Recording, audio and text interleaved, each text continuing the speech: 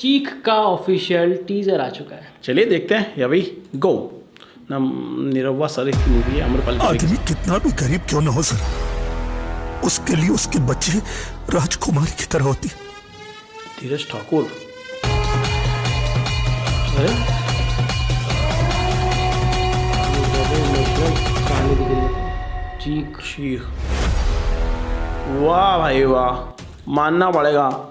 Trailer content तो यही आदमी लाता है भोजपुरी में। और ये भाई वही है जिसने डंस मूवी बनाई थी। हाँ। जो डायरेक्टर है, डांस भी अच्छी थी। डंस भी बहुत शानदार लगी थी। ये डायरेक्टर और एक्टर की जोड़ी कुछ तो कमाल करने वाली।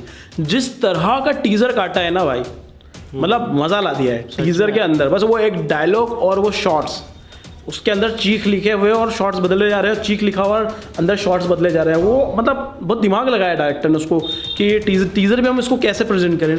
टीजर को भी मतलब मैं बड़ा खुश हुई देख के कि भाई चलो भोजपुरी में कोई तो एक्चुअली फिल्म के लिए काम कर रहा है, फिल्म को आगे बढ़ाने के लिए, फिल्म में कुछ क्रिएटिविटी कर रहा है।